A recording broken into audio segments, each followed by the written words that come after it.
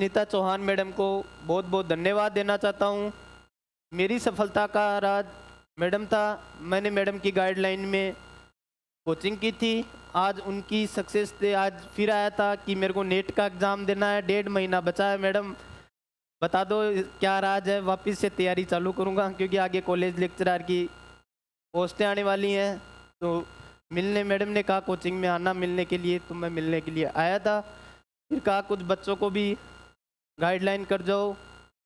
तो इसमें एक सबसे है, जैसे आपको स्टार्टिंग बात बोलते हैं, सबसे स्टार्टिंग से आप यहाँ से कोचिंग करोगे, कहीं दूसरी जगह आपको जाके कोचिंग नहीं करनी है। कई बच्चे क्या करते हैं कि कोचिंग करके दूसरी कोचिंग तीसरी कोचिंग करते रहते हैं। उसमें क्या है कि आपका टाइम निकल जाएगा। पढ़ना क्या होता है, विनीता चौहान मैम के पास पढ़े, उसके बाद आपको क्या है सेल्फ स्टडी करनी है। सफलता का 90% कारण होता है वो किसी को नहीं पता होता है, सेल्फ स्टडी होती है, गाइडलाइन होता है कोचिंग में। विद्यार्थियों मैं सच बता रहा हूँ, मुझे लास्ट के 3 महीने ये नहीं पता था कि दिन और रात क्या होता है। जिस दिन मैं मैम के पास आया था, मैडम बोली कि रवि इस बार सीट लेके छोड़ेगा क्या।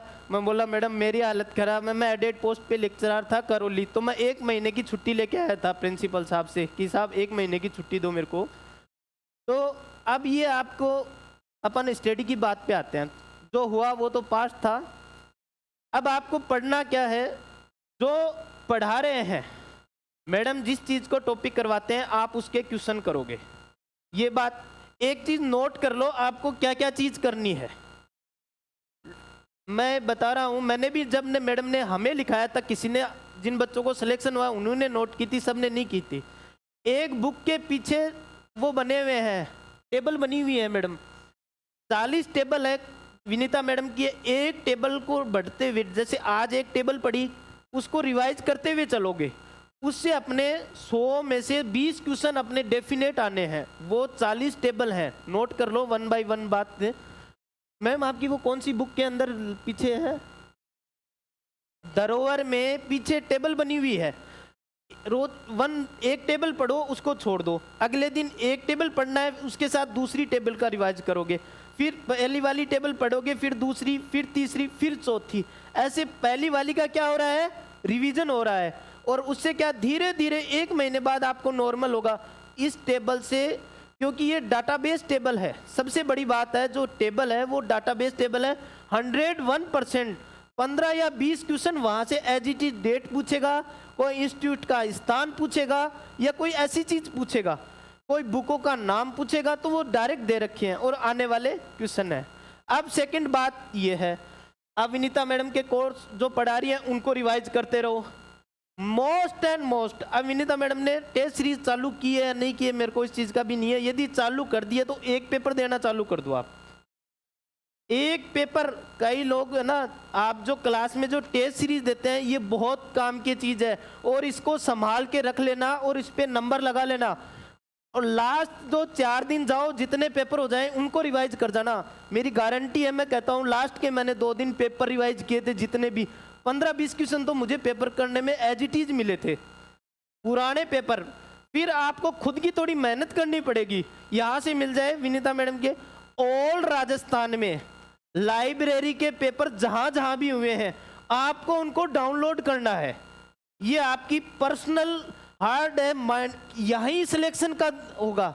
एक और नंबर में मैं बता दूं, बच्चे हमारे साथ रो रहे हैं, .12 वाला बच्चा रह रहा है कि यार हमने क्या बुरा किया था, कि भाई वो तो देख वो तो है। लेकिन इसका फ़ायदा वहाँ मिलेगा, क्योंकि थोड़ी भी मिस्टेक हो जाएगी ना पेपर करते टाइम। मेरे से खुद से मैं बचा हूँ ऊपर वाला, क्योंकि मेरे स्कोर ज़्यादा था, 2 क्वेश्चन गलत हो गया, डर लग रहा था रिजल्ट आया लास्ट तक, गोले गलत भरे गए थे मेरे से गलती से, लेकिन मेहनत काम आई। जीके के अच्छा स्कोर था, 50 में से 45 था। जीके की भी बात करेंगे।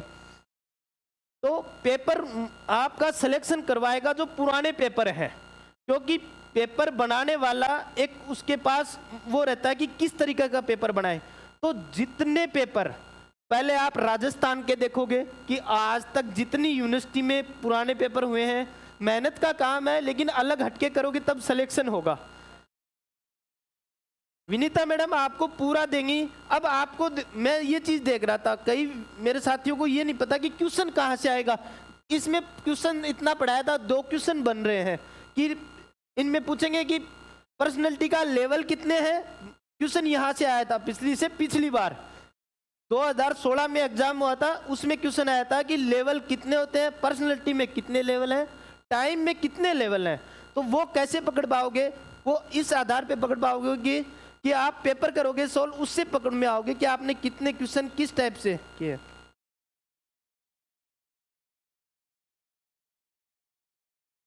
तो इसमें आपको एक, हाँ, मैडम की बुक है ये, सिलेक्शन में सूद सर की।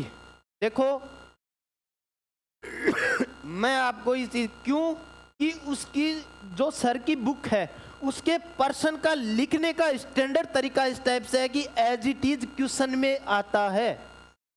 जो क्वेश्चन की लिखने की तरीका होता है, घुमाता है, वो चीज बच्चे के पकड़ में उन बुक से क्लियर होगी। तीनों बुकों को 4-4-5 बार मैंने 10 बार पढ़ा है उन बुकों को। हाँ, एक बात याद रखना, पतली वाली बुक में 4-5 क्वेश्चन गलत के आंसर टिक हुए, हमें भी लॉस पहुंचे थे 2 क्वेश्चनों का। तो विनीता मैडम से क्या करवा लेना, उसको सही करवा लेना। तो दो बुक है, उनमें भी है कुछ क्वेश्चन, तो धीरे धीरे करते चलो, जहां दिक्कत आए विनीता मैडम से वो ले लो। एक पतली बुक है ACR 2 और ACR 1, उनके क्वेश्चन आएंगे वहीं, प्रैक्टिकल बेस्ड क्वेश्चन है सूद सर की। और हाँ एक बार पानी, फिर जीके की बात करते हैं।